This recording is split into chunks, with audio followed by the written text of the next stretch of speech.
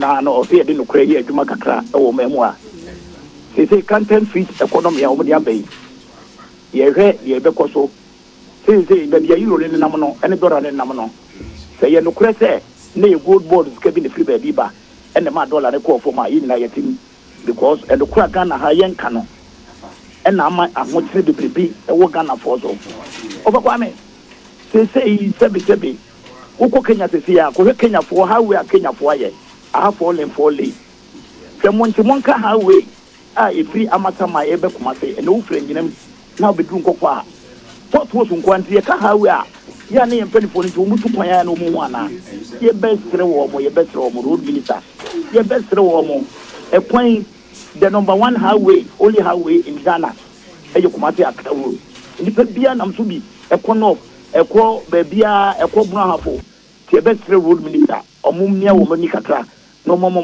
modern obakwa men say enoma e koso wo Ghana no ye best re police for 24 obakwa men boni mu ya yedu wo Ghana papa boni emu ya yedu papa eti a police force so into na mo say boni ketekete e koso nyina no ke ombeso ano na ya president mama say enoma e koso say wo Ghana no enoma modern papa enoma modern oso oba begie e dia ko asundwem se de no ma ekono no ma nye no ma se yankasa ofakwa me na wuton bibia ye to ba wi mi de bu se gadifo amane gadifo namu ene ye dollar ba fom a na Ghana fo nkola nyanju adwuma nyai mebunu ti fie enya adwuma nye ti e betre papa yi wotu na mo a wonhwe no ntu ne ntem na ofakwa me de mi di twato kakra ne se ofa yes re ye mpanifo yi bakwa me ye railway line keke railway line bakwa me say busa penu bia a what Japan pen ne wo Japanese prime minister bi ne friend Abe bakwa me say what tire mu fi Nagasaki wo di ba Tokyo prime minister wo what tire mu ya to yante ma ko to Ghana fo ni pa na ekono e de be na ya adwuna fa won say esi yi kay railway line be ti se buase railway line and mo boliga ebi ko kekos ebi ko be bia no yen sire yem 24 so mu timi nyako mo fa ma private company ko tinika ko re e se tinika fo ko electric siliga de bia Ghana service de black woman ye ya adwene se eni ate pa so service ye pa na ye ni keno ma eti eni pa ko what is the planet say ye planet gay kuma se Accra highway enye katren wo a eni pa be ko e dia koniaba e dia kwaba ni emplanning kuri na omani nyinyi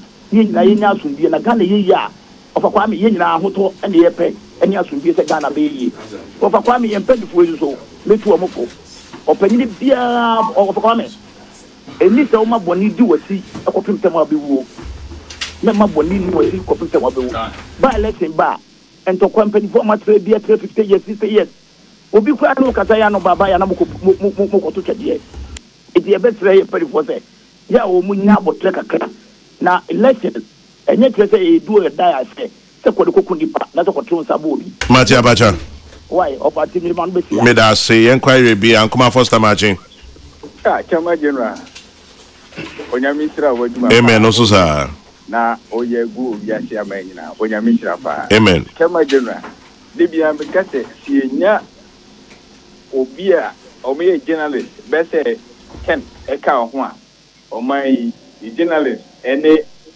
ye kasa o radio so no tabi ebeso abapi ye da wase se anope asema enura one local government minister ACI na asema okan bi tie ni nyinara ne publisher bi afa ye nim eni de wom ne ye de aka ho e de ye na nyamisa o se ke koye e bia sesi bia aka o kan se we no ka sa publisher de kawe aka asoso e de ke de ye we but who said ye ade ne nyen no wa ba be kirikirem na we ne ka se o ye professional na boko so ye professional enipa bebre ekoso e betio na ye tie e de tie ho fo onyamisira pa kema masema to so bi no e koma ayirebisi ne hai ye hwe asori bi e friend rutant school bese 6 unit block any washroom e o mo besi wo atuma yirebi ho no ma senior hai a in fact ye don ma say ne domasia ne yesa to akoma adofo bebree ese atim ayire bi senior high ye laki ne ma bebree ho no mesra papa foundation any no organization afo a o betimi aboa atim ayire bi senior high ne nso yesuku ebetimi akoye nim no o mo nkoso mo aye ye to so koma atim bieni o hwe atim bieni a Kokrokoo nursing aye nursing wo man Ghana hanu ko original bebree no enam atim bieni so na tema je no abehwe atim bieni Kokrokoo nursing factory hodom na in fact asefem Mr. Minister of Agriculture ese omaboye moa na omwa atim bieni bo na Kokrokoo sector no etimi nkonim na de ekoso enkoma best point Mr. Best point pa oba eastern region best point any baby bia Mr. Atima yire bi so betimi aboayo ne abesi best point bi ne yanso yakuyafo ene adwumafo ene adwumadwuma wo Atima yibie ne Atima ayire bi no ye betimi ye saving ewo best point one ma eke beda na sepa Mr. Best point say omomna Atima ayire bi na omeye moa tema onyamisra e ja say nyamisha so by yanko John Hall Laura John Machi John, Chairman, good morning. Morning, John. Oh, Mr. Okache. Yes, sure. Yo, assembly, Metiao, any pieces and my phone, especially Cardinal. Okoye no Cardinal or 3 months, yeah, man. Because Cardinal, so or ye Obia, or ye very, very good. What to see you? Chairman. John. Ghana and Koyu. Are they? Chairman. Insecurity moved also, especially we, the people of the North. We fear for our life. And once again, Uko Kasape, Taomacho. Up to date, I am asking my president, our president of the Republic of Ghana, that him, Sola Tuna Kalba in some way, Papa in the Kasa. And say ABT and not say he said. And say being a president, Gonja and him for best run was Jubilee House. Now Koka say Gonja for the Omupia Sudi, or more to say Yamum. Minia and say being assembly by my brother Bibian Koso. Oh, Tonga Yento. Sikakrampo ni Wokrampo or Bibeto. President of the Republic of Ghana, as someone who can say, would me a jinkwano and him for me a software battle, the grand say, only a jinkwano, and one minute. Minia, she was the president of the Minister Pieces and Beer. When you put here, Zoom line for the brain, almost Domoka, almost here, the brain. But in Tariff, what he has taken on Shanka, she in Koso. Martin John. On chair, Sikamaya. Martin. Medasi John, you have a very last call and not pay Richard Wakaswa. Richard, good morning. Good morning, Tamadilla. Yes, Richard. It was already a problem at Captain Number 2. Me too. For IGP, Ghana Police. The woman said they be a Mutu Kufado Bano, to Mutuma police for. But if you have a Sakwa who be a no, say the bed where the Africa, that's back was the police were back in now. Kajina traffic light now, Kajina Muna, will be a problem like Nana. Police for now, the years of years, Mobby Africa, they Chicago, let me go from here to Chicago. Then make it I nothing. Into my Maggie, somebody will be out of Mate. Richard Wakaswa, Yada say a friend of baby, 27 minutes to 10 o'clock, Peace 104.3, Tuesday morning, the 9th of September. Na yetwa ye Juma Dieno, so I want him Fabium Anope. Peace FM. Peace FM 104.3. Who do you talking? Professor. Mache. Yeah. Woko there. Wafia. Apom dia yo. Nyame dia cheme. Akabotom. Azampan for handy. O afase ko hantie. E bia na obehese obotom be ya. I mean for say Oto ofechi a ono so tuechi. That's a good one. Oto ofechi ono so tuechi. Prof, that's no other jana pay. Ya ben de kwame. Hey Kmachi. Jaman General. Boko de. Nyame adom na won so e. Nyame ho, anope share that se. Se me hu uncle kwesi paper no na. And then the book launch and reparations. Aye. Oh, okay. And then no AM. And there's Obeko. Hey, sharp. Sharp. And the best show. You be sharing your ray. Yeah. Kwesi Pratt actual a kratabia a friend of reparations. Na and then Nyame Adoma 4 p.m. I say 4:30 p.m. I'll say book launch, the official book launch titled Reparations, History, Struggle, Politics and Law, authored by Kwesi Pratt. Now, guest of honor, Ayo Mampenyi John Dramani Mahama. Chairman, Professor Akelakpa Soya. Maybe a chim no a Vice Chancellor, University of Ghana, Legon, no a member of Council of State to Ghana. Book review, Ambassador Cabral Ble Amihia. Into an AMA Emporium, Omanya Bahol, 4:30 p.m. Book launch, Kwesi Pratt. Koyo? Kwame. Machi? Mejosu, netizen. Nyame oho. Ya pem so go. Obadia ma na ocho fra ba ide na ezu bia say ye. Enwa. Na ohwe eyi omo assemble for Kwesi Pratt bi omo be wi aside bar normal try some revival CPP. Ampa but emfa. Emfa. Oh, I don't there. Because we share openya akila kwasa. Ma me chairman Cabrable kwa akoye na Kwesi na omo mbeba nyina na se na nka ho the side bar. Originally CPP before. Original CPP. Cabral Akilakpa John Mahama Kwesi Pratt. Nanka hona no normal try some revival CPP. Emfa. Because they say officially John Dramani Mahama NDC. Ama ene ono ne mampanyi a oye manganem.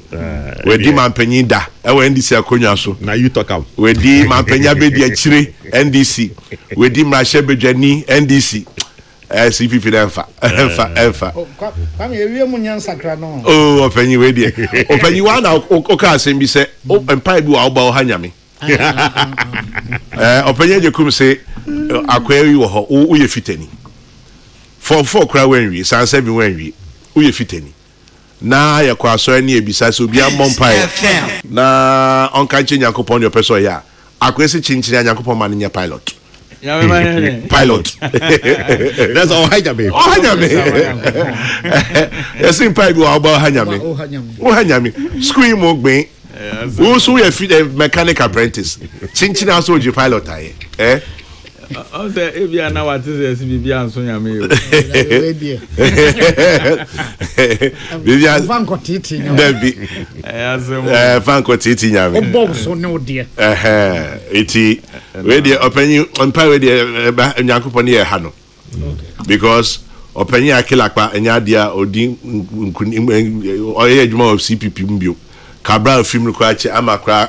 Cabral technically bit back across MPP ni. Say odo there odi ni hia na din koma me a me chairman no pe bi obi a me chia no oni ni din koma otum se onyanka CPP na nko wa kwa chairman opepa but emfa Kwesi Pratt mu Socialist Forum ho adwuma eno yin titru na socialist o chilan cruiser na ada enyaka senior ya na socialist no who ni senke we say nanti on na you socialist na sami Eric we need that say socialist naza champagne socialist there you go champagne socialist yeah the way city ase no na him say mo be say Jesus adwuma no mo de mo na go for etu ho ache Jesus kredu be bia so otena funu mu Kwaku Bako say enono enye sharing of poverty. A equal distribution of wealth. Enoni socialism. Enye sharing of poverty. A equal distribution of wealth. Inti ono de yenya sa so we socialist socialist on the common in the manku school. Reality has set in. Kwajo mi hu bibi na eya field inti na me share at the car hono. Okay. And no any nyanti say ECG say on 225%. in distribution service charge. Yes. Nipa bibrintiasia. Ebi so adwen yom na. Okay. Say 225% there. Sabe nya better. Okay. The important. Every 4 years there's something called a major review of tariffs. Okay. Share omo boy nyina mahodin wo kroni mu a from value chain no NEDCO, ECG, Ghana Gas, GMPC. Omo yen Gridco, omo yen Juma e ma yen nyina mahodin every 4 years bia no PULC omo said yes also omo gi proposals free omo nyina ho. Okay. Share price a ye de ma wo mo. On say o share de wo minu mienu ye tua no electricity na ye wo mienu. Okay. Your dear friend energy charge and your dear friend distribution service charge. Okay. Distribution service charge no dear nipa na ode kanea ne brewo no de no oje wo ede na adwuma. Okay. Na energy charge ne ko de ono a enyinama hoden ne ho. Enti o hwe generation companies na omununya energy charge no. Omununya che say IPPs. IPPs no, yes. Okay. Omununya the energy charge. Na distribution service charge which we call the DSC. Distribution service charge. And never call ECG one. ECG ne NEDCO for ne ho. ECG and NEDCO. ECG okay. NEDCO. Because NEDCO there is no distribution. Then no omle de inyama ho de ne bro. Okay. Na no and at the last 4 years review no. Say ECG mo 19 pesos. 19. The last 19 pesos per kilowatt hour. The last review. And muhona no I think PULC review no so ba 17 pesos per kilowatt hour. Na afibia no kwame sa 224 225 no that's what they request every 4 years. And every 4 years be me request it. O share a year online records the last review I at least at say they know I call year no. And no don't propose by yen civil society for PULC invite yen. Emma all the civil society and the stakeholders near kokutie omasem. Oma your presentation, omo the omo request, omo abusi, omo ebisade atuja. Said the prof okay, ebisade wo abusi nyame anu ahado. 225 no mo hanyame. But eno nkyere se ombenya. Based on a lot of factors. Into PULC and also nkyere se omunya bibia. Omenya bibi, nya di omenya bibi. Every 4 years biano those but minchawano okay o say every 4 years bia om the 225 iba the something similar around something huge bibi tisa and I am farm more nabi entino whether they are more per 61 say near more 17 pesos on person ko free 17 pesos to 61 pesos it's not possible but na che say omayo mo hihye yes anu mo hu say some my sa skeya and na betimi dia adwuma no correct na yenso afibia no yenfa mom enti broni beka have an issue fiti from the get go no ya adwin say enya ade adwuma be there be adwuma be be say no enti na ya wo mitigating factors talk asem ya wo mitigating for nyoma obetumi de ato akwam enra no meeting na se no ya mu bi kasai ka say assembly I don't know a bit technical kakra assembly 2017 na DSC no distribution service no na one there was no DSC1 and DSC2.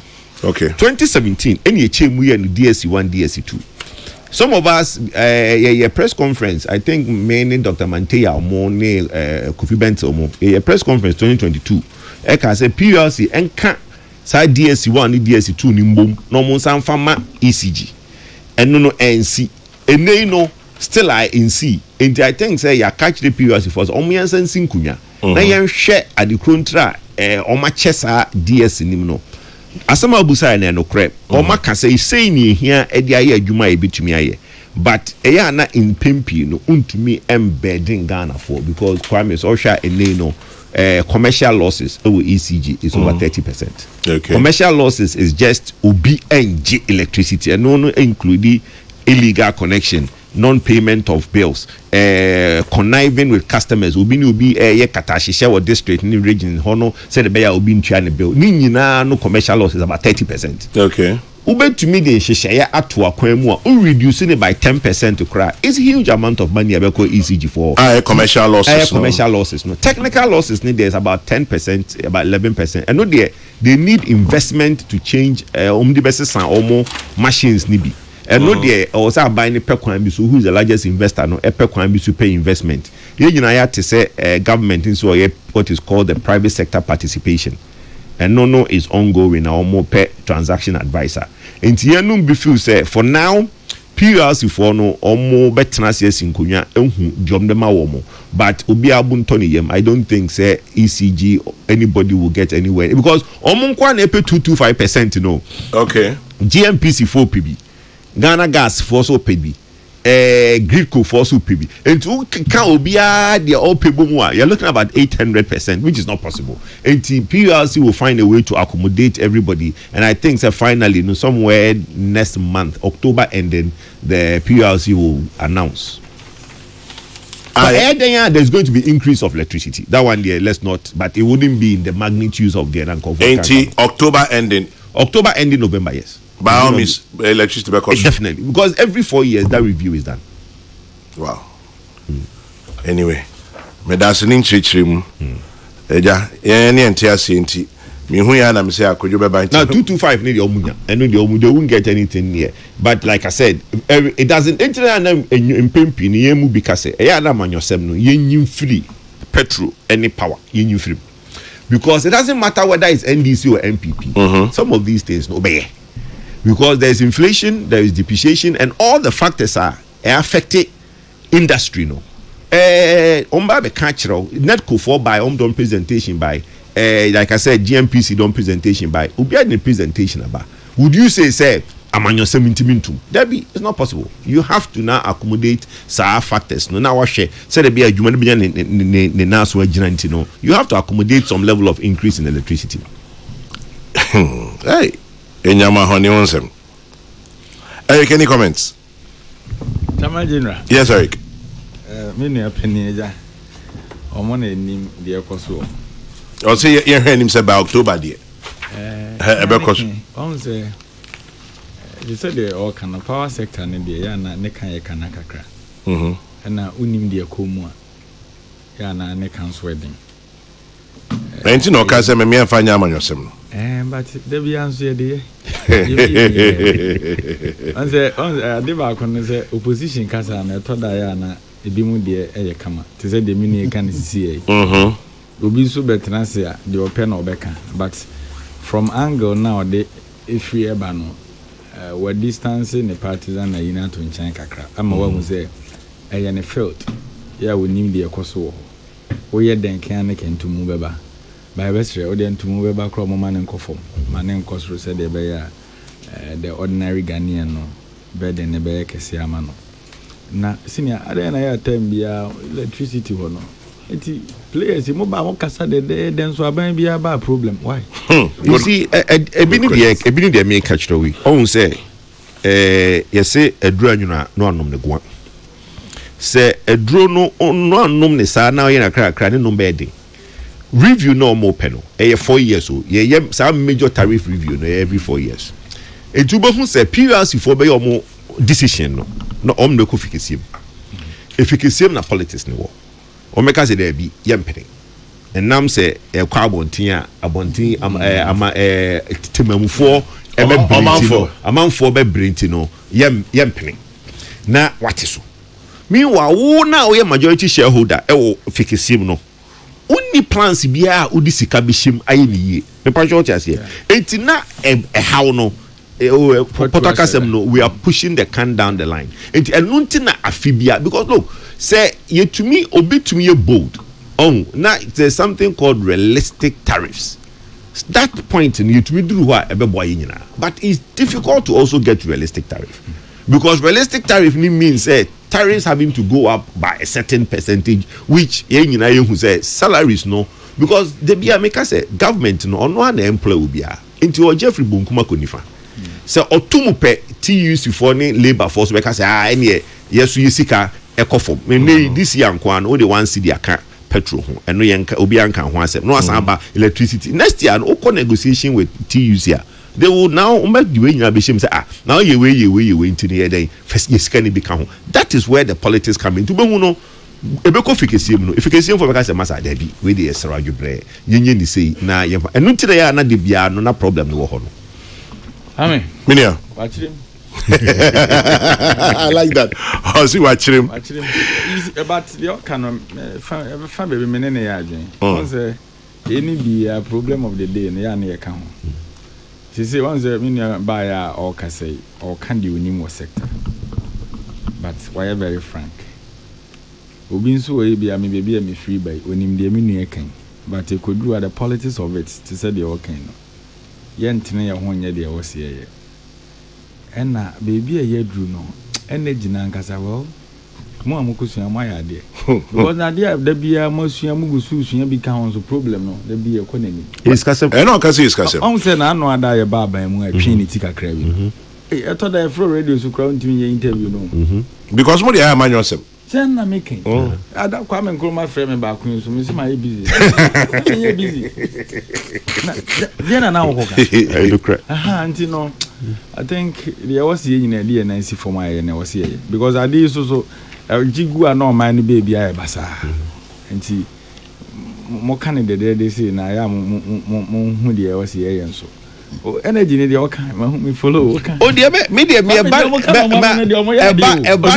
kan no na. De mo kan no man no. Da bi o ba de ba me say de obi a o temi bi anim say e ba set say na meka me nya na manyosem because e ye den ya ye betum MPP abanyo NDC abanyo ye betum de e wo say obi ehun ni say ene na me de aba e kine bi so de na nkwa so ba obehu no it say electricity ani ye dundum ye nua owo ministry or PRO also localized fault ye can localized fault no Kwame e dey atema ye di ye from her say localized fault it doesn't matter light the off but they make it bottom line it's the most important thing going forward is say dey nyina na say my education no na education e cost every 4 years because PRC for mandate is very simple that's how fi atum dada yes say no near quarterly. You see, there's a quarterly review. Okay. And only taking into consideration the 3 factors: inflation, exchange rate, and then the cost of fuel. Okay. And we are quarterly, every quarter.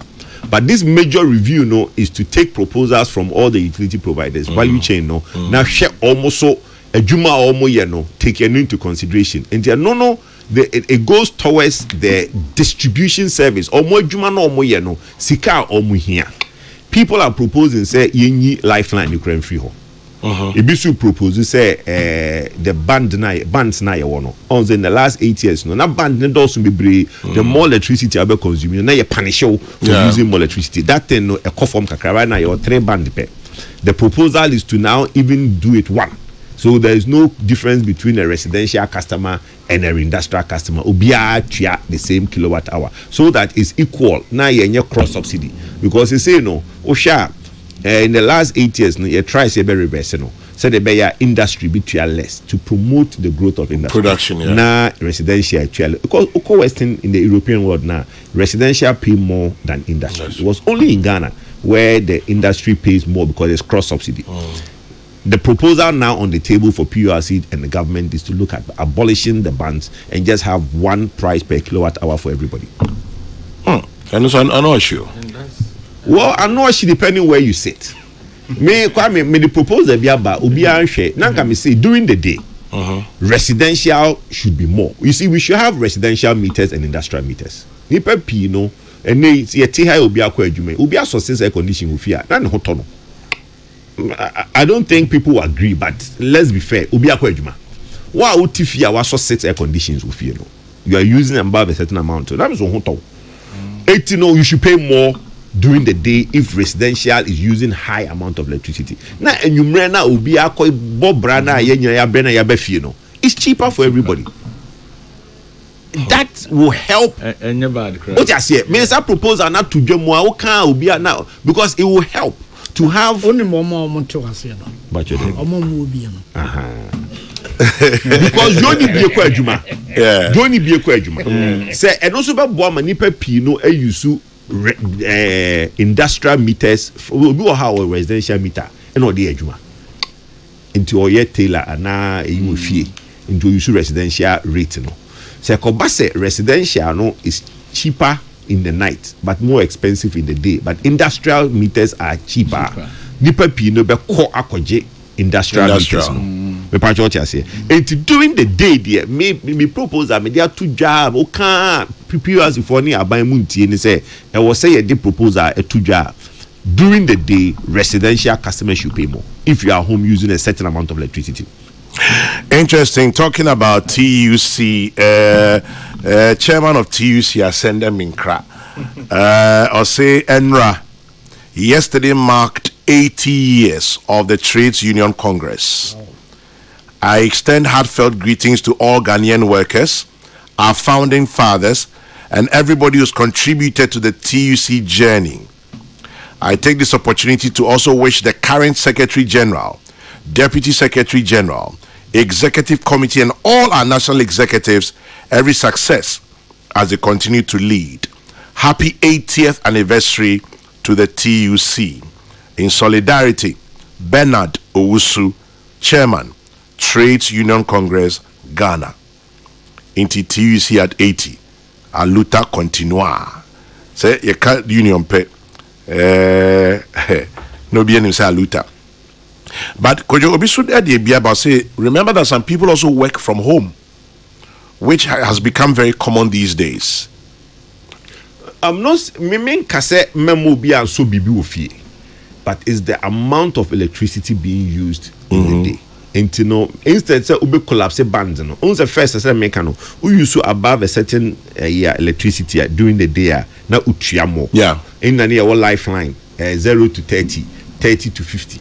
Now if that you know be eno be adwuma o fie na bia o use in fact say 30 to 80. Because 0 to 30 obi a normal nyoma wa so unso air condition gidigidi bia. But say we use be say above 30 kilowatt hour per fie. That means what so nyoma bi so.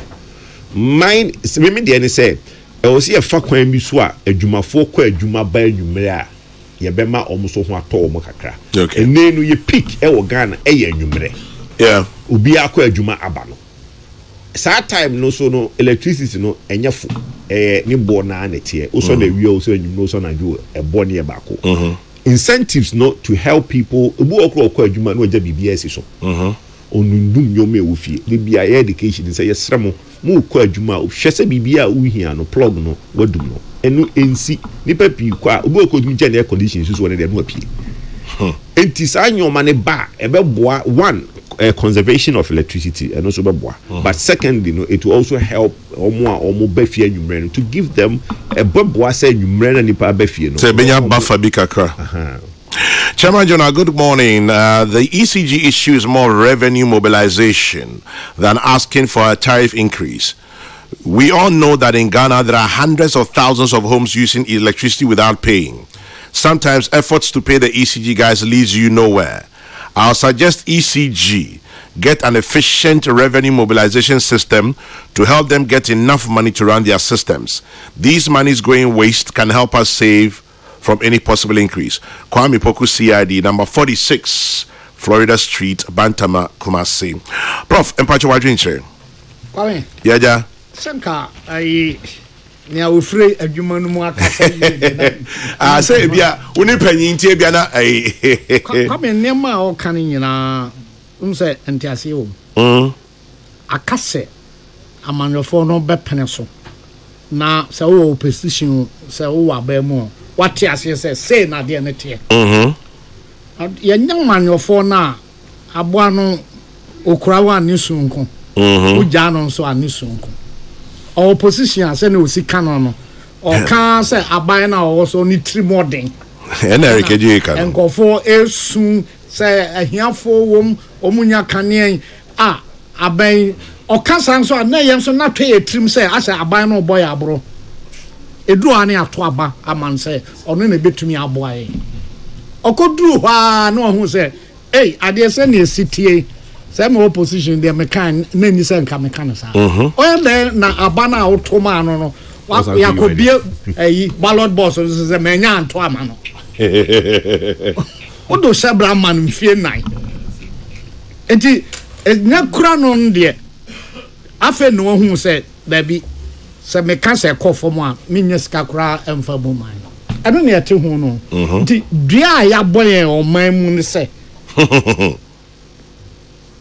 eye nkontompo dua ɛna ayi no kora free ho ɛnam vote a yɛ penti don't say kwame ye mu bebra ka se niam bi o ho a ye asetra mu ahiade a ye nya ye bewuo no ka ye nyi politics mfiri num e ban tare se a ye wa am so obi atare nko o to ani sisi a nipa ben dua e wa hai obi atare nko e ti se ya to ntade mu na usika beso no akoto but electricity wa ha sesi ano ye nyina wo ye chairman wo ye professor wo na wo ye ho a ade kro na ye nyina ye fa iti eba electricity eba enwomasua education eba health apomodin eba kuayo a Greek obia ya den say ya ninam nyina enu se wona eso odidie iti nka no de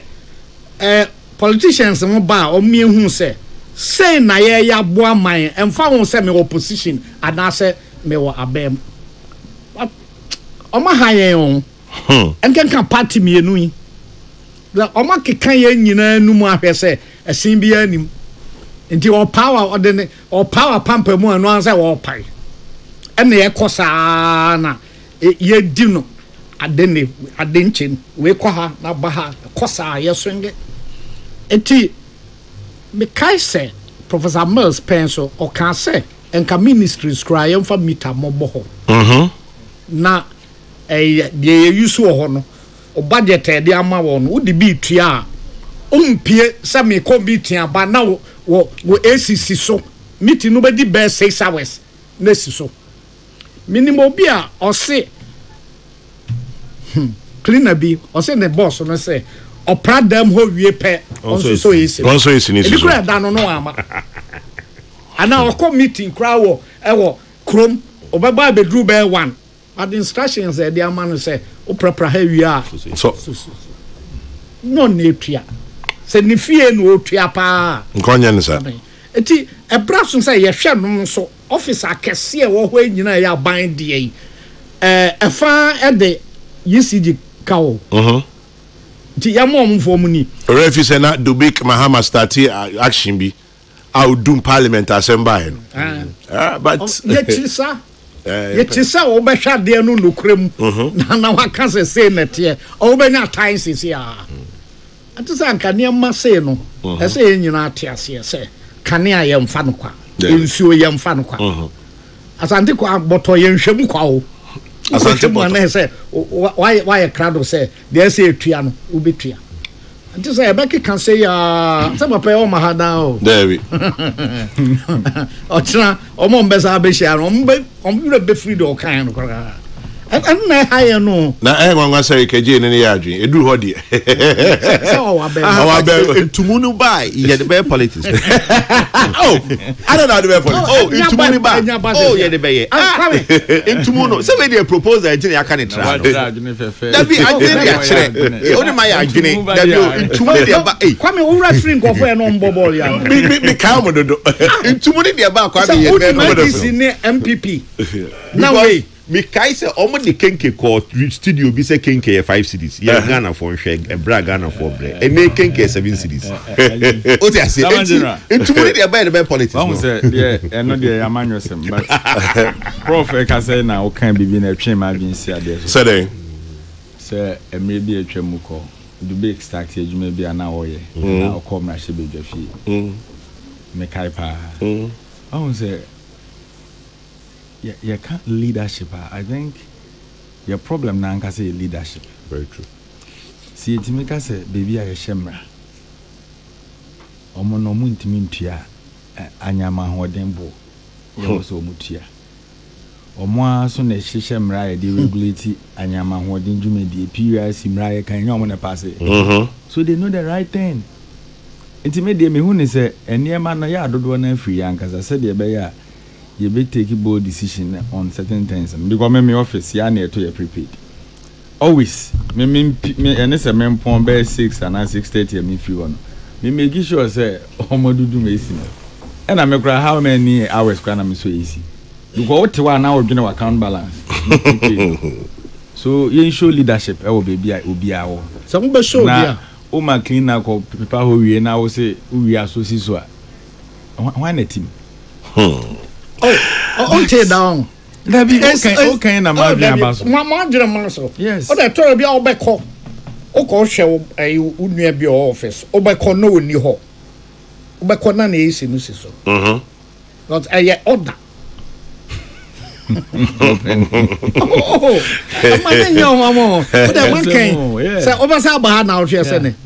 okay. Oda opa and try to be so about so but that is so. Leadership. Now, Kojo, obviously proponents of the common price per kilowatt hour. And now yes. For all consumers of electricity, both residential and commercial, argue that the price per liter of fuel is same for everyone in Ghana anyway. Yes.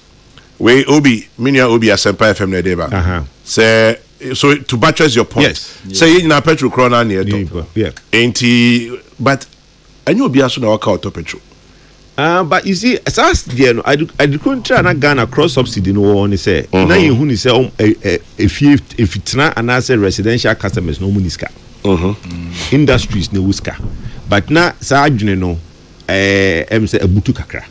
Because also Uma industries cheaper electricity. Now overheads here lower. No to me employ no more funny for bebre.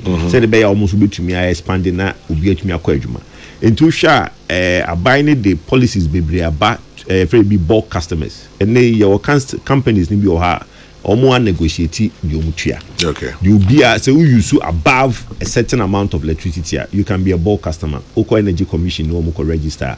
Omo no be ma certificate as a bulk customer. Now I negotiate gasem almost Legon steel company Legon be a part of a bulk customer. Yeah, Legon can Kolebu Bema Camp put the account because no there are more ring fence under the 5 ring fence ministries. They are treated differently. Okay. But the steel essential services. Essential services, yes. So steel companies can the steel companies. Only about customers. Only about customers, yes. And there are a lot of private companies, Casa Prepon, bulk customers. So if you are a company now who say electricity consumption a dose one, which me I be a bulk customer, now I will negotiate it and they give you a discount on the price. So but that's a good idea. Yeah, no, it's been ongoing.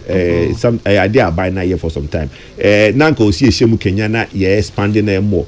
And until I na no na you feel say share landscape na or see increase solar. Because solar no the rate of solar is slow. Solar no does one. You bet to me produce solar no much cheaper. Nanka no because you know. So person more be cheaper electricity. I charge the cost more man. Because a cost more electricity no and the cheapest electricity. Then the thermal no is more expensive. But person more be discounter. Chira umano the cost more electricity. But no the cost more in industries are. Then it will make the residential a bit more expensive because basket where you cheaper source in the free. But it says that if you to me group and pension politicians say yeah, flat rate for everybody. And also, Eric Opoku, yeah, Tun Krama no pay. I'm saying Eric Opoku, Eric J. Nana has your jury in a Tun Kranama. I say, Chairman General, good morning. You know something? Eric J will be a happy man in your studio today, pa. With the explanation and breakdown from Mr. Kojo Poku on the 225% and the reality of the power sector. Hey, Eric. Where you slept yesterday, sleep there again. But by the way, congratulations to Eric on passing his bar exam. Yes, Nana, I say last week we said the same thing here. We congratulate Eric Ejay. Also, I'm a friend lawyer, but I'm a starting friend lawyer. Where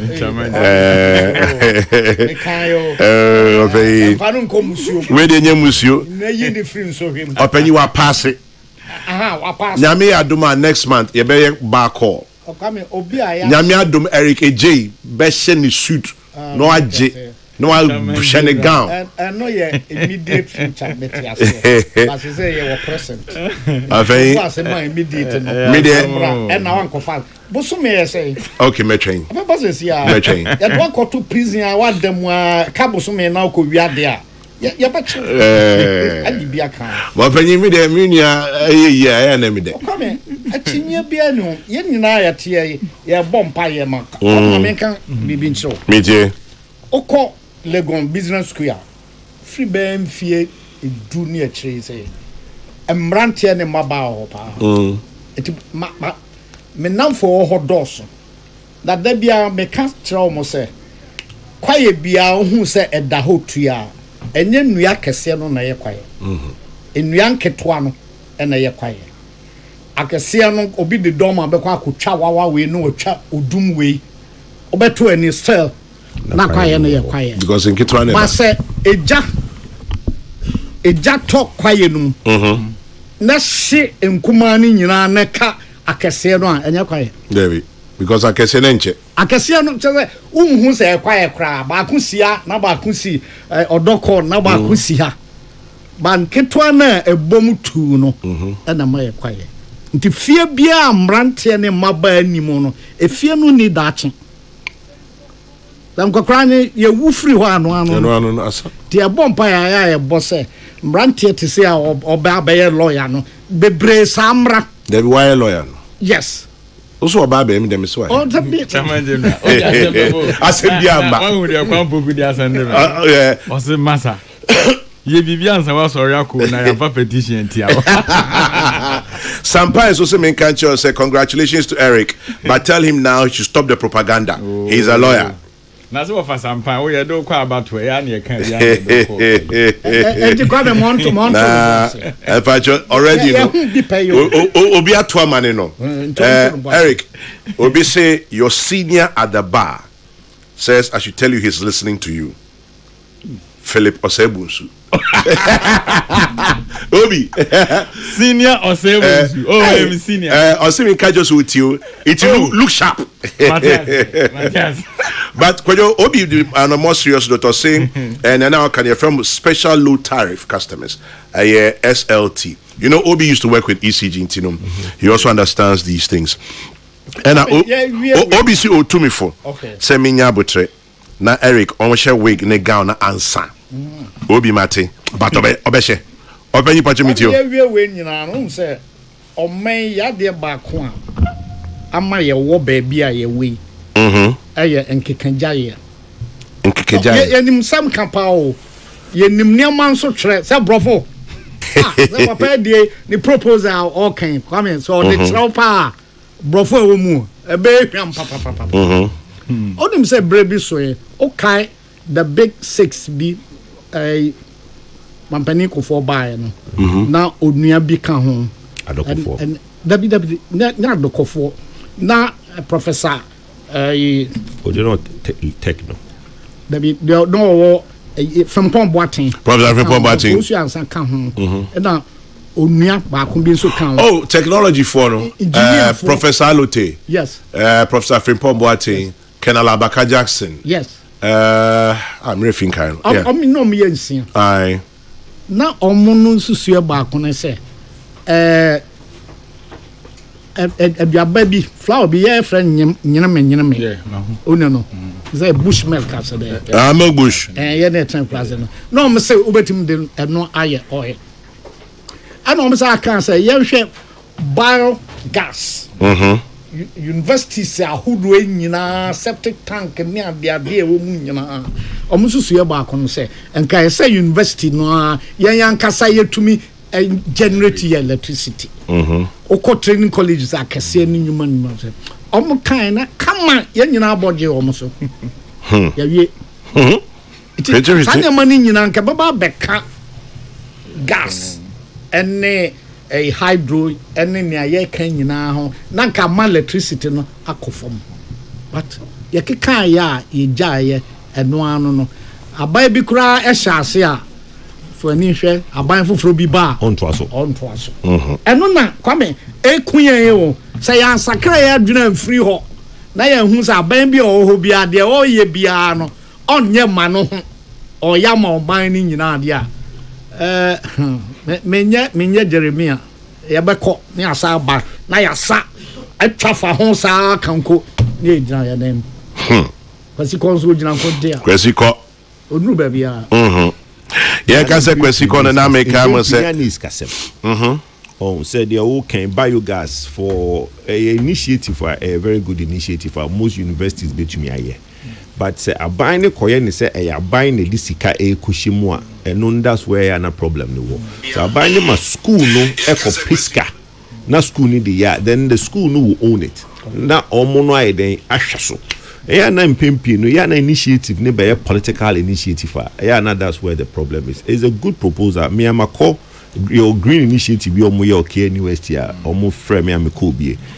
to now do like a contest okay university obi ombezo mo designing the best biofuel which we janaya e school omatumi use ni nyina dia here is the technology na e wo ho o just here but yeah na e sika na ye de be no one why na finance two financing no aban ana say private say private dia is it cost effective because okoye private investment per kilowatt hour no ebe kosoro asin ene electricity a yetua no but initially enra kwa me hu video bi na mera ho Nkrumah ekubie is on TikTok. Nkrumah eko inaugurate Akosombo now her commentary now at the time no na em say amount for feel say misplaced priority because now how cronim Yakobo Bosia and Nkrumah being a socialist doesn't believe in private capital right but akoji Kaiser for sika ama Kaiser for ni be importe aluminium ababe smelter Ghana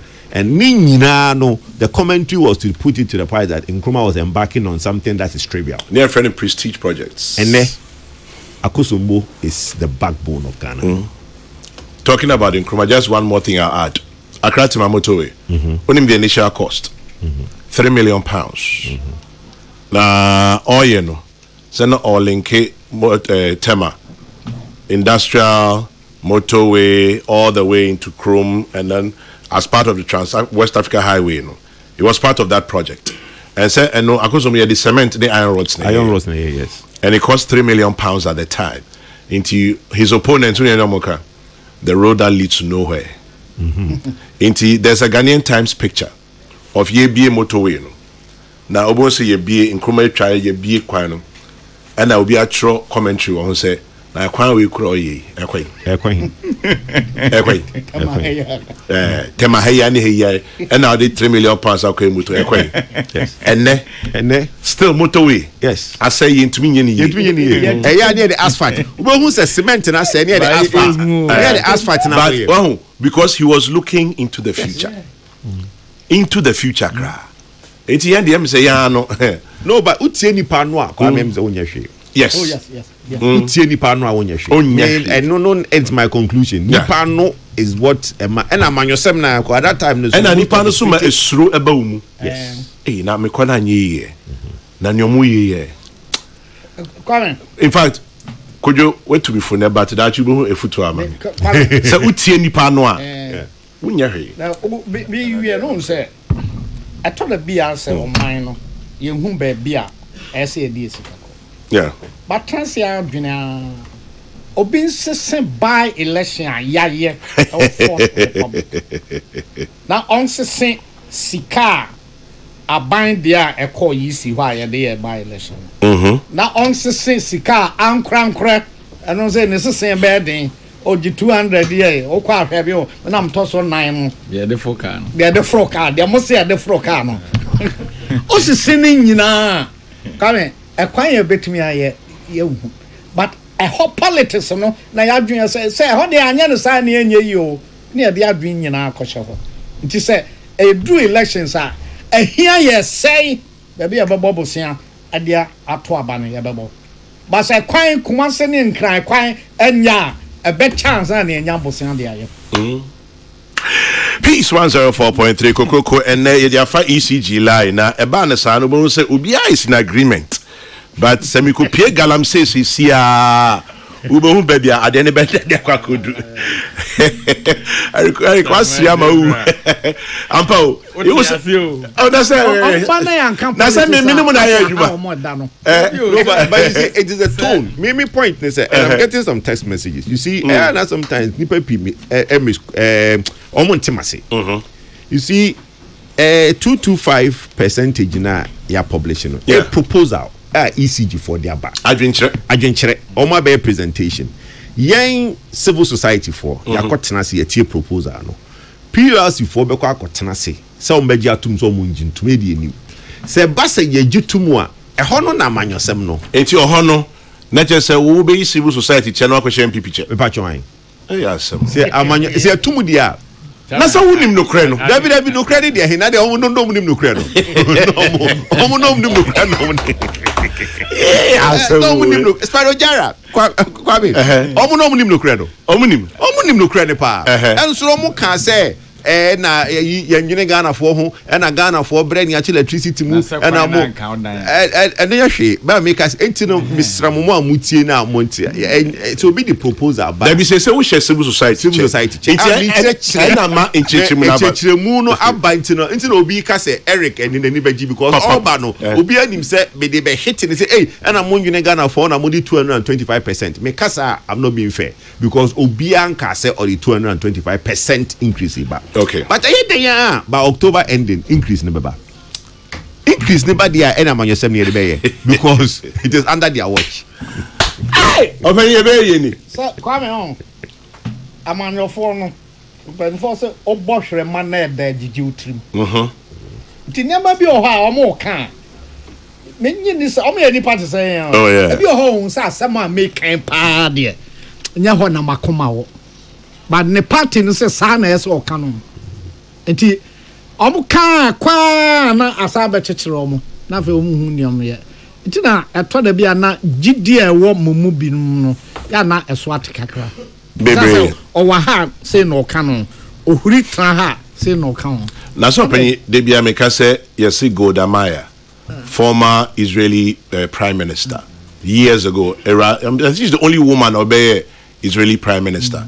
No ne Anwar Sadat, former Egyptian president. You see those days before Mbeye Israel Egypt a peace accord. No mo to mani omo hopa. Na ye kan you see Sadat say Golda Meir is an ugly woman. She say no ho nya fe. Na first you mu share meeting na won say mami na adwo mu do. Chowie na obi bisa ne say na oni Golda Meir o ka debi o ka say no ho nya fe no nya fe ni na chance din koma fe say na has he changed his mind? Onim nyo kai. From afar, the picture is different.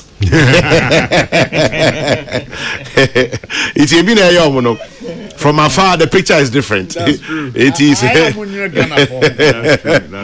Kabila for the Juno. Intina yebe boa mama increment, you know, as much. But I just think say, look, Ubia Veteran said there's going to be an increase. Okay. How much is going to be an increase? We'll work with them. I mean, it's not a James Kwabnabon for Kabila Oseminchia General Corporal Francis Teria Dankwa Presidential Outrider Office of the President Jubilee House. Ain't General Corporal Francis Teria Dankwa Presidential Outrider Office of the President Jubilee House. Happy birthday to you from Kabila. Yes, see, you are the one who single-handedly stopped 2 armed robbers around Kaswa about a year ago. Yaminkosu en shirao bebre. Ana piana bebre mu de hin. Kwame ofa kafo osiboko. Chese ni nyina ekobi. Na Eric, na se so ni member bi akwa kodi nkomo bi ebo mo skills training ni ade no kre. Yeah, chairman general na me ba class o musa me se den na ekoso ma akachi. Wow. Me bisa mama injury time na ebusa. Oh my the full timer. Thank you buy ya now they are two. Na o be so who ni fa. From who ni fa. Who ni fa.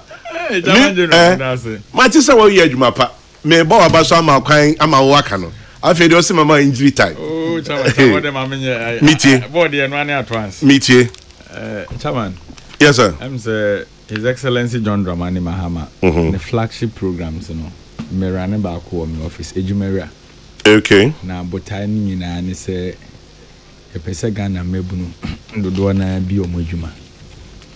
Na ade ba ko a ye hu se di enya pa ne se obi nso wadwuma but onim so hwe.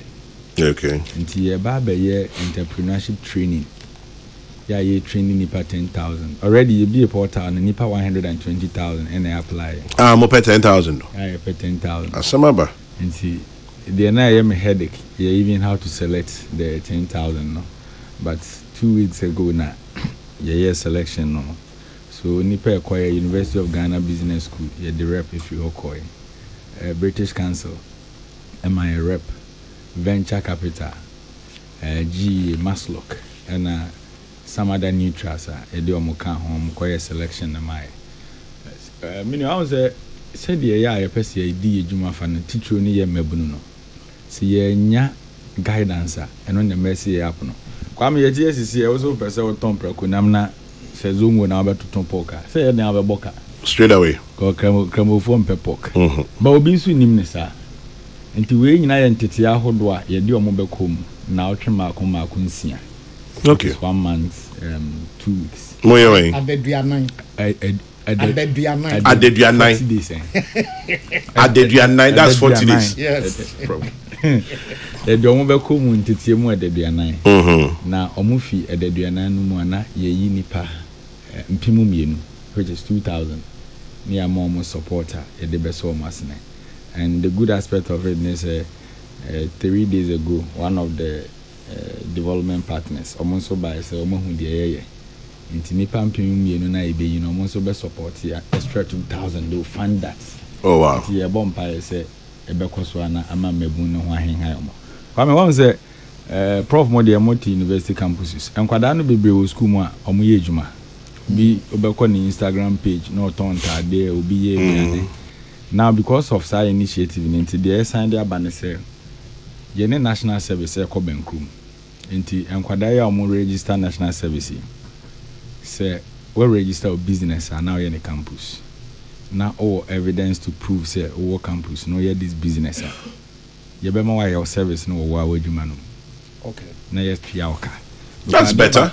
It takes stress off our mind. Yes, ade ba kon ye hu ni say nipa na oti University of Ghana ono dey otimi ton e na be 20 packs e de man kofo no say ne service drew now time no koto wenchia na dwuma na gu.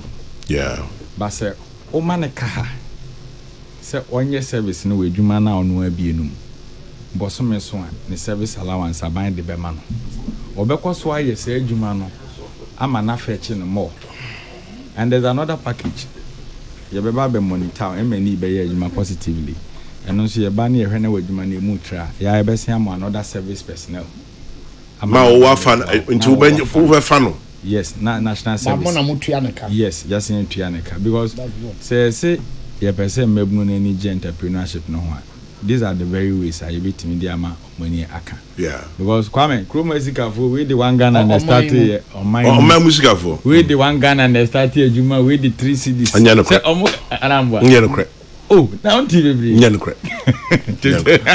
Me can is na koju poku family. Na u koju no crack. O say. O aye no crack. Ba ko penam gidi. Dia he. Akwa no hu say ma me ne tonga e na adwuna ko tongo wonchen no. O hu say ma me ne tonga e to adua. No hu say tongo wonchen obi nye scan ko tongo ho. No. E no di nye ni sika ti no. E no bi so hu say ma me ne tongo no bi nya gare. No so ko tonga o bi scan. E no penam gidi. Said yeah no. Ebiem so on say na afidenten tan sika wo so pa. Yeah. Nti the ethical content creation and also the ba. Okay. You see a bit training nipa 1000. Na more ready say social media no mu di omuduma no. Ya resource yo nti podcast na sa anya money NEIP will set you up. Because at the end of the day nipa na say ejuma no person oye no. Anya hwi we employ cameraman. Yeah. Obefo obi a ono so best. Obefa sound man, obefa technician. We say betim dia creative opportunity amade. So niema ahodo a NEIP through the Adwumawura project no eno so yeah. Nti deduanan. When you say deduanan ho. Adeduanan ina mo de. Etum be wi da ben. Oh, afibia no mampanisi be training nipa 10,000. Okay, nti continuous. Yes, but from 15th year, but me we are training Ebesha. But training ne end there and no more ya yesi gina yesi ebe so masene no. Yeah, the packages in the more. Fantastic. But I believe strongly say boy. A good idea. And another one, a Greek ministry. Also more airline chain cook kitten no. So and also more going into partnership. What we are going to do is say NEIP bebo bon kukobo na ma. Okay. Na ya kopem kuko ni feed no. E dey fear Greek. Nti se mabunu na mo be ka mo ho abom na mo ye nipa num. That's a cooperative. Yes, near there set mo.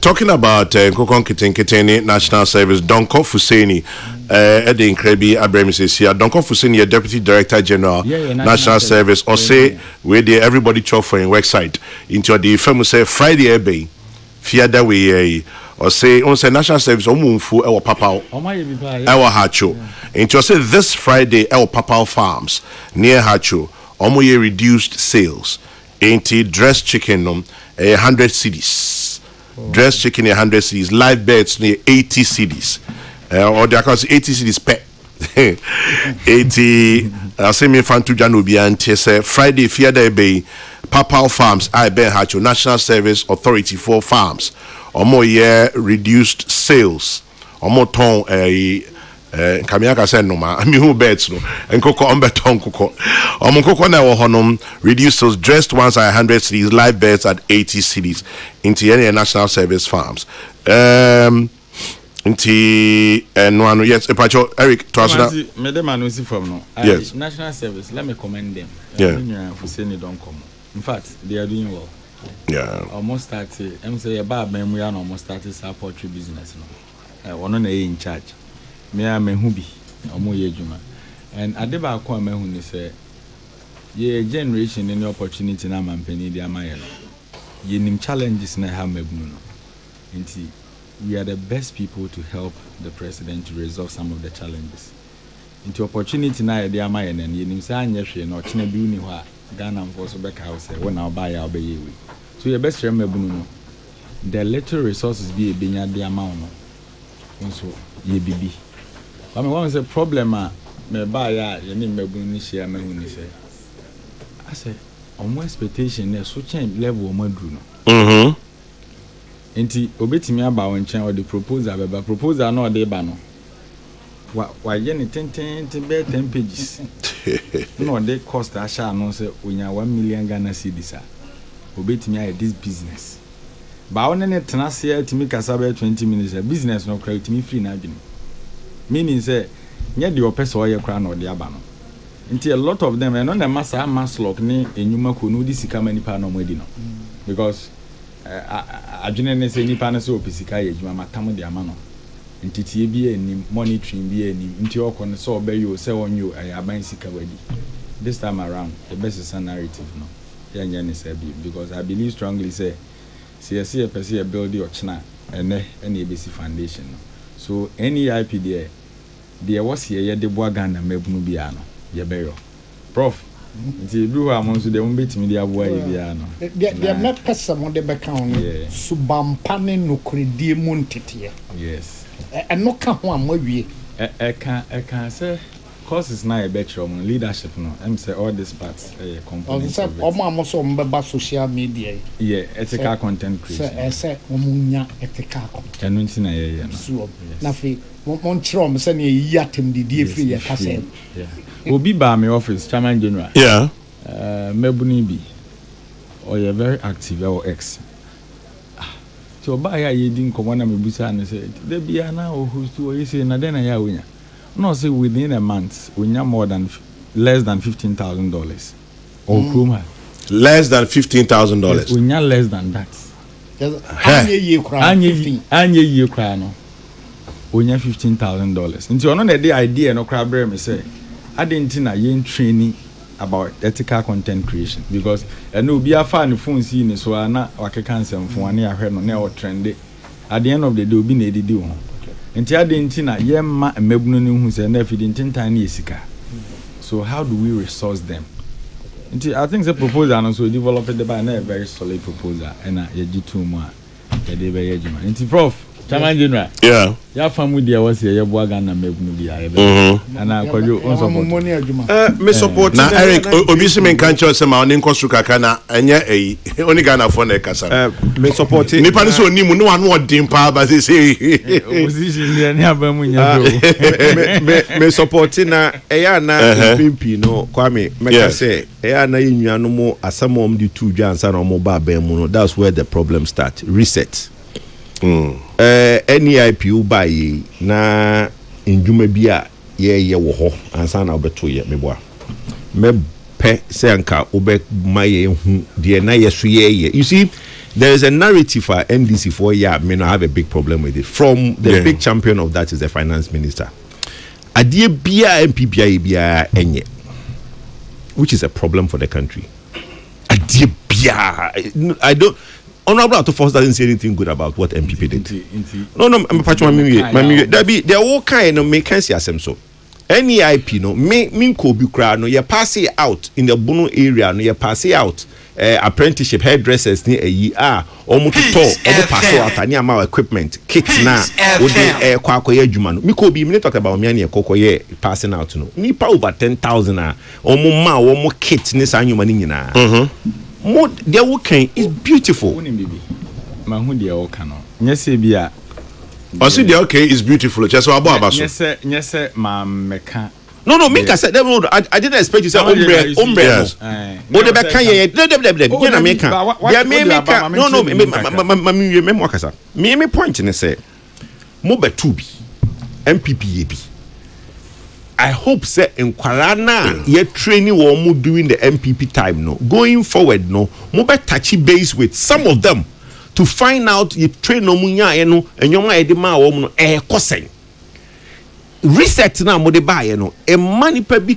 adwene say ade bia esi da bia no enye mo na mo be ye de ye but maybe the make actually say ade a wo ye no I will even go a step further say maybe I me ideas bia betumi de amount o just say eno na edi bu man ne ekoyanim but na NDC for asem beto ma Ghana for tia say bibia ni wa MPP ya de papa which is the biggest problem I've had in the last 8 months mo targete omo service person ma yo madwuma was adwuma ma bia it's a good idea me advice kakra ho no me de be ma obi a wafa no ebia adwuma no o say mo man call for training nipa 10,000 obi mu 2,000 me question is say okay donor agency for 2 nipa 6 na aka no de be na ebeto wo mo what is the plan for them because omunya na aku training no in design human but we will all come together na yaboa mo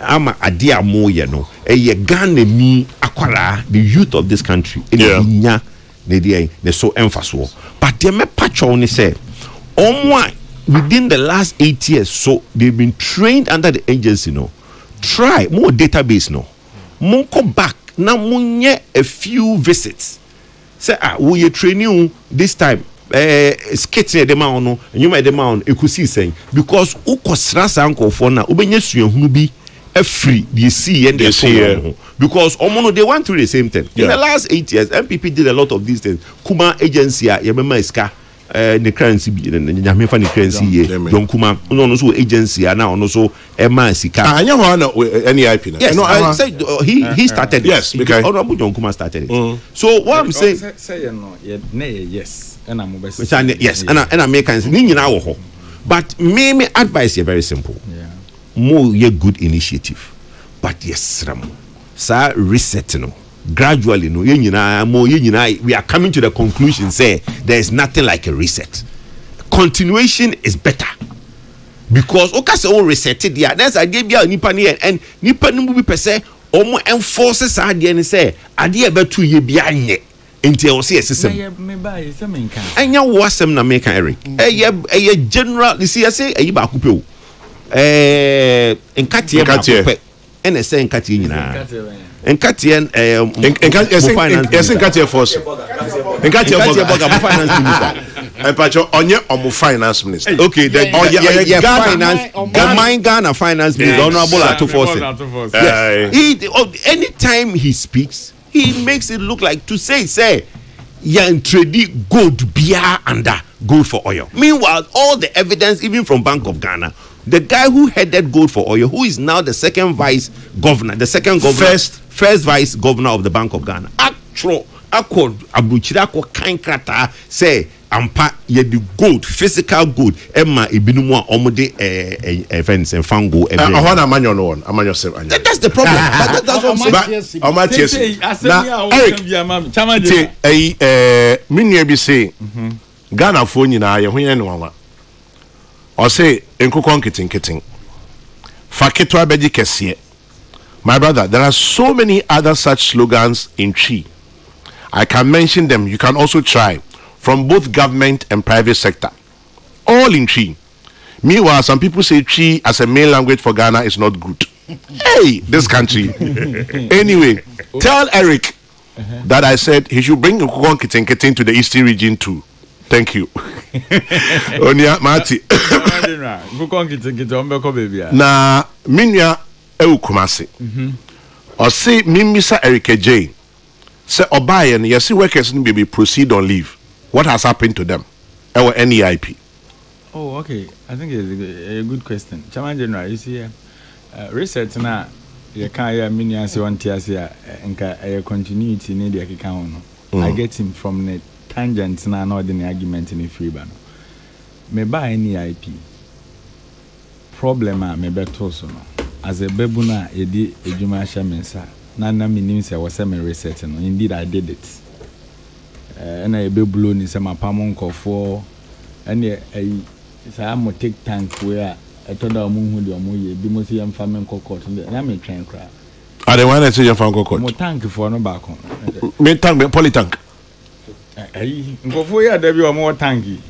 Think tank of one. You are not tank anyway. I mean, you could. Me, oh, now, okay. Some you know, NEIP. 2014 establishment in the binary, yes, youth enterprise support. And President Akufo-Addo buy no, and almost signed in here in the NEIP. But the challenge I facing is you're na chassis and no one the office of the president. Okay. So, chief executive and the deputy, normally nice staffers. And even the 7 directors, normally nice staffers. Okay. But other staff now, other staff no mind. I'm finding it difficult to pay them. Nti John Kuma buy na obey CEO na oko finance no na omo san yi de ko finance. But before answer na John Eba no omo san yi free presidency de ko share business development awa Mohammed awa. Nti na so omo nya fa akonye den entina. So staff na me beto omo no obi ani ho a ni din government payroll so. Really? Obi aye ejuma be 6 years. Ontua tax bi ama ban, ye ntua ne senate.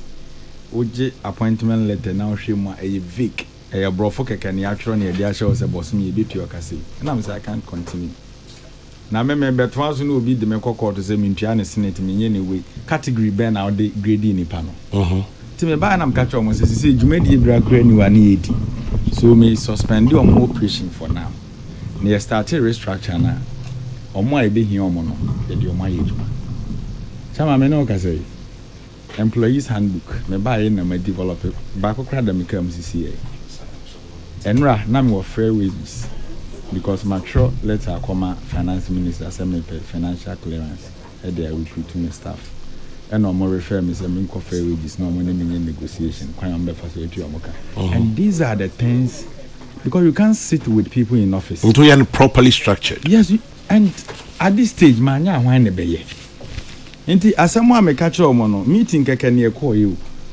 nti yeti meeting na se na ba call record me Chama, what I say? Not yes. No, I could record the man, my staff number, I could prompt him, so I see me see record. Chama, not then I'll record them. No, so and your boy, sorry, then I'm issue just memo say. For now, because of challenges now, my better son. Ubia entina fee, but me via. I'll do the right and no masamba. And no more blue in same ink of body. Chama, nipa no more you doing so.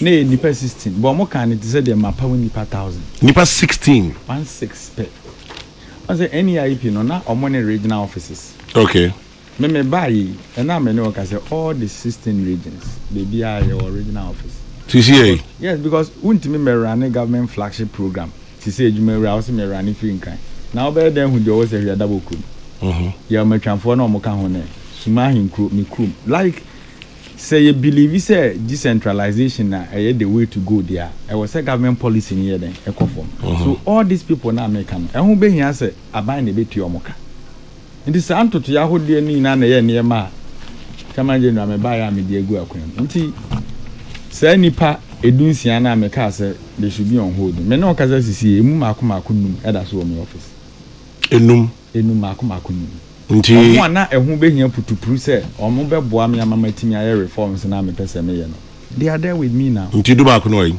omo ofie omo yere omo ho omo yere I don't omo qualify omo qualify na dia na edit ya okay appointment letter no permit bi picture ma ɛyɛ brɔfo ne atwere yafa wɔ adwuma mu yɛfa wo nnɛ bɔsome so a yɛbɛtua ɔka 7,000 ɛno no aban adwuma bɛmu na saa ne yɛfa nipa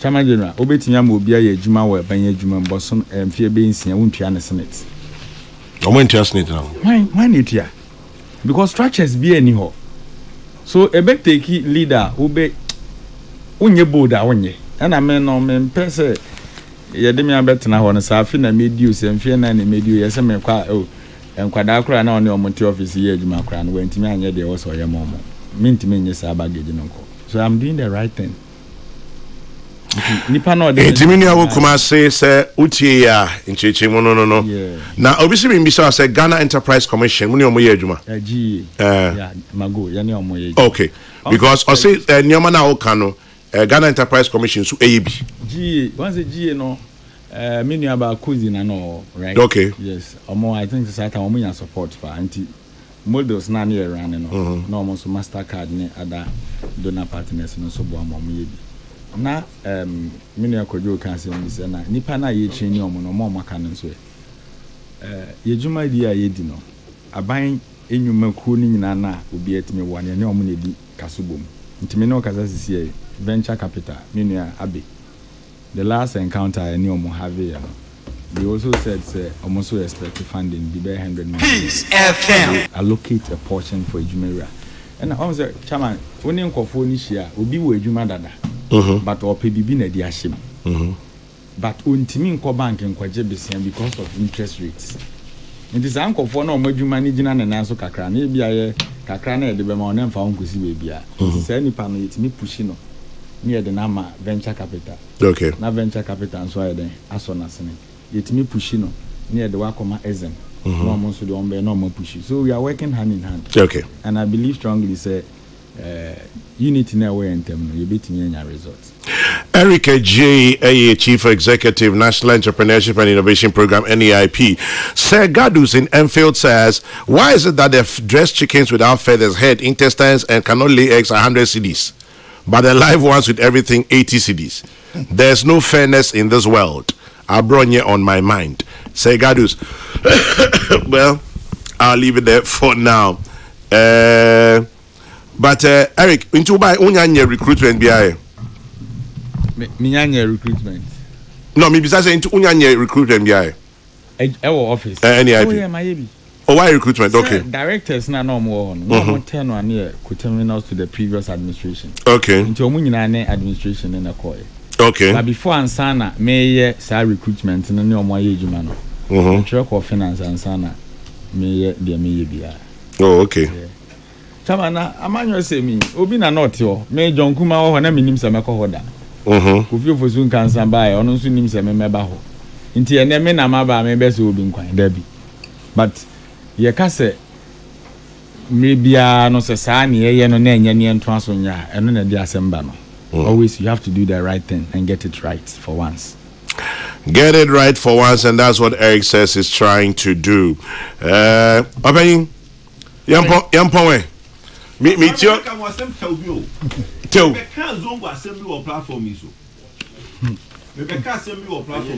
Me bounce. Now more penny coming. Oh, they are more penny point. Me bounce. Na Eric ni apon. Opening to the starting point. Hey. Emrantie. Omomoja ni sisi. Na me no. Mpacho yo. Aya metati se nkofo ka se ye di kasobom. Kame minyi ni se onim se na ba bi efre. Debi. Kasobom. Debi. Asa me kan bi sisi ya. O kan bi sisi ya. So de onim. Onim kasobom. Asa. Debi minimum pension. Kasobom. Aha, ne origin no ye. Ka so nafabum okay and I say na odi body apese say bia why body apese tin bi sa na waka eso no say ensign the abomu na ho no obede bebom sa abomu no so a ye say ye ni kaso bom di odi bom na o kaso a say amabio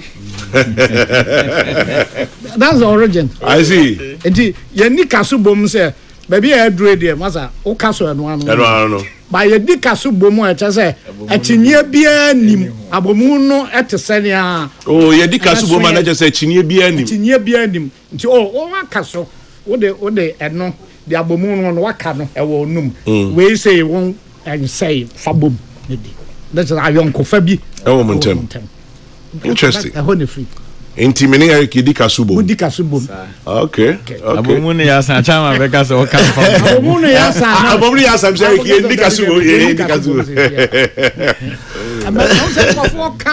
so yeah nim baby a free interesting come and they say yeah can be before amabu and no me yo so say me din kan say kwaye bia enuan kuma animu nye kwaye pa atore bia na enuan kuma no so e bia ye den sanso atetar ho a eno so de na ye hye kura na nkaye amabu na e ba no omu hia kasa kwaye fa so kasa ahu hia wompa omu hia adagye ne ahofama ye de ye adwuma commitment say de hu omu say dodo na onya skasesi a ope ba say ode ne ho e hye adwuma mu aye no so de say amra no twe a obedru be no nkron traffic ehunamane da bia na traffic say ye pon be no nan a no me ensam ho no bon say emma wo mu ahyase te polish ama hwehwe no so de kosoro na wode nani hwem na oyese ya owadwuma mu so sa nipa no ohwehwe se bosome so pe ese na ketua ekotom enti ye tre wo mo na ye tre wo mo ekwan ye fa so so se come sika bia wa mre ho ekọ hwim ade ekọ soro it is canon a best sense ya baska wankasa wa briw moja ni se ababunu a wo ye adwuma no ska no betra futu ba kon se wo we university ya ma wa koye adwuma a adwuma no ska na e wo mu no enye bibia opedan higher or self contained ope East Legon you can say bi ola pass also the bi la pass ompe no wakatua na yesai ope bibia se kai kra otese yese adwuma na yema bosia de tokaya enka obepeka ketwa bia eno so fuel ye no opekese nti ba mfie 9 na yetete no nti sa mu ya babu no omunsua bibi se empempie ne afiri ohiam na kosikam na unya sikana wohu se baby ana me wo no maka wa be se otese obi ka se miampa mini eniama mienu ada so wenyesa ba ko yese no ohia brubrom baby ano won na nye kra na kakra wa bedru baby nto ohwe na chi a was miampa mini eno ya ne papem yes miampa ba ko no papa shada so papa wu ofrim na BBC na sky de ma won o de body your friend high life account now to say j and sanus is your you crowd so the man to an is your obi ba who say you we 7 bottles time or more your time the council one taba in fact Eric nim jabuo we wa sika et say jabuo teteno kwame say oba nyinsɛn na wahwɛ bia bosome nan aka nanimu awo no a okofo bia na odija bana wasi pila wa hafa lord na ohyehyɛ gya no ɛwɔ so sɛ ɔwo a nye na yi a momfa gas mra ne adede egya na wahyehyɛ no na ɔbɛsɔ no sa bɛ bosome miensa wɔsa no papa sɛ wonu nsuo na nsuo hia wo de twetwe akwara ne bibia oye no maako sa wani baba so na yasa sa na skatie wo da ya te bundle no ano na wato say oni baba so hwe abeka say woni mbotia atususu mabru na agban eno na aka on padumaden nanso opese obedi yie ya hwe onyere no nsua exams no ba no abasa I was expecting an A. A ya fansa. Also ɛna ubisa sa there also o mami bi onya endia on kan say una the man no also ominya but u mami bi o mani bi wabomu ɛna kyerɛ wado nti omunsua adwumaden kakra no munsua ahofama no munsua nokredie sacrifice and na truth omunsua ahobrase humility yes was ɛno na ebo binom fom kra wiase wamra wuni my challenge is how NDC makes it look like MPB did nothing. Meanwhile, all these livelihood empowerment programs, the national service farms, digital training were all in place. I support Kwejo on the continuity than resetting. By the way, tell Donko Fuseni that one of the broilers he gave me had one thigh missing. I need it back ASAP. Sampine. Hey, Donko Fuseni abre. Donko, wow, what's him? Okay, right. Obisi up education by way dear Mr. Felix time come or saying so was one in Kitahu I used interchangeably and sometimes mistakenly. Can open you explain? Felix, let me move on and then my time this maybe crack come. Kwayo say be say zongo asemi ambeka wa hanu. Bonito be etikwa pai. Adain. On say after your 2 election you know Dr. Mahmoud Baumia consider nipa pi aka say oh doctor no zongo when we knew zongo bia chese asasem no for the last 8 months nipa kama inya Brian cry repeat wo abetifi say oni when we knew was 7 constituent 7 regions and when we knew only one zongo ewe afutu. Eti last time Baham Beka said Zongo no yen shut down compile Zongo data because you're 12 baby say oh Zongo abatuni and a constituency abatuni. But because as a no on say as a party no your data because I don't know and your flag bearer share so or they concede earlier nipa pi bonds man say why there to foresee say enya afi no twema easy results advance and wa concede enti me course data nim e ko hwehwe mu say me sremo mama me hwe data mu na me trance and all over 40,000 polling stations no me nyamre ehwehwe mu kwa me ekoba say over 108 polling stations in zongos Dr. Baumia ewini here enti me de me sa share krata ase editu dwa say enye no kreda said Dr. Baumia enwini ewo zongo bia no wini ba akopɛ ewo afutu na empo no o hwe abetifi ho na ye papa gina kasa na there is a Kwawu Mosque zongo ho no kra no Dr. Baumia ewini sa zongo no sa se ma me kan ye kwa me nipa ne to mane me enso the data no is there minim adikrontra as a party MPP we are fighting among ourselves on an achievement say we have won in zongos. But because of internal election, nipa ni bi kasi data na ekura yenye party no, it is not certified by EC. Now, Dr. Baumia declare say we concede no na EC has certified results. Enti misre etiefo. Mama yenjai tama nipa ni pi beka say Dr. Enwini ewo zongo bia no. Obi embusa say munya asa results ni way. Ene ya kwa hwehwem Western region owini 17 zongo polling stations, Central 7, Greater Accra 12, Eastern Region 13, Ashanti 42, Ahafo 6, Bono 9, Bono East 2.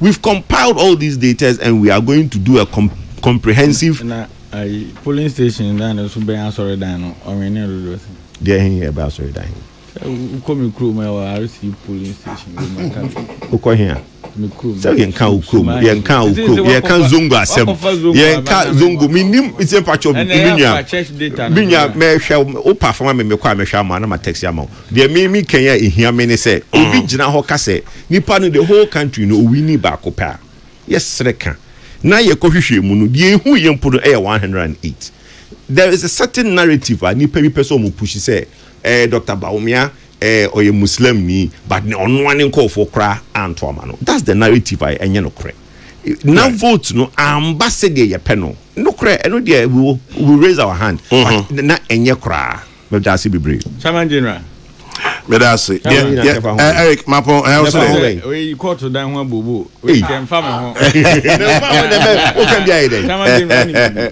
ka chere oni bibi ka chere kwan ya mo fa so communicate here omo abemu with zongo politics no. And then this zongo data about how we no. And I the candidate I Muslim niaba. This is the first time. And I say, as I cover zongo debate. But it's true. But it's the first time. Me. As I'm one mushia if you are zongo debate number. FM. It's a better solution. Oh, solution is simple. You see, you animal. Agree with him more any day. You need say tension a beefy. You see, be number we see a can obi see young coffee X.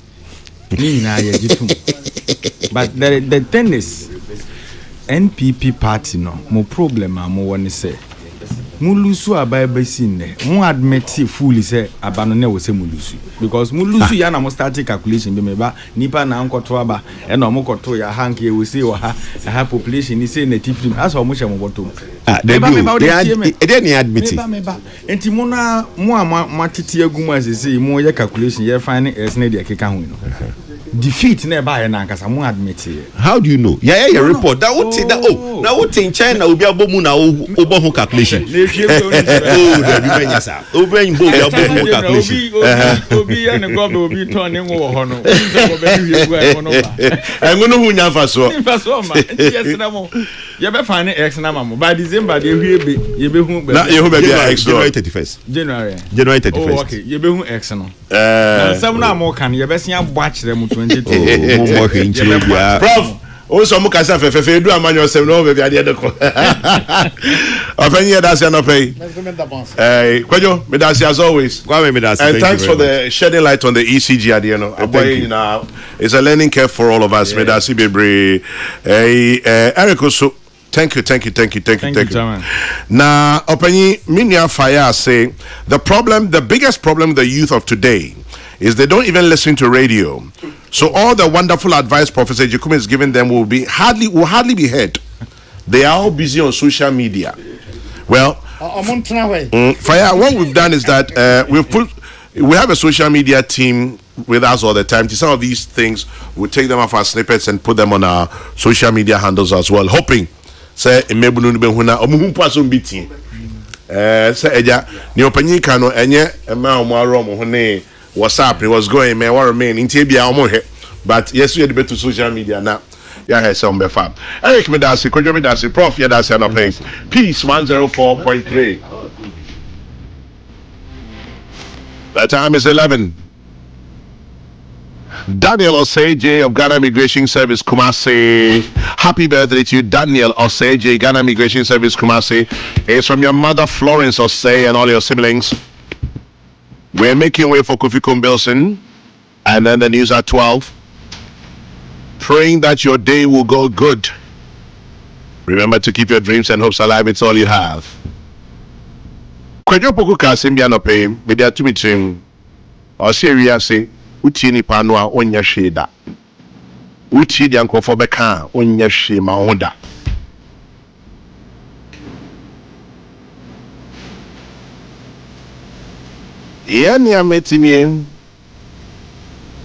Thank you for joining us by ear, voice, text, and ice. And as always, when you stop to say a prayer, remember to say one for me too. God bless. Good morning.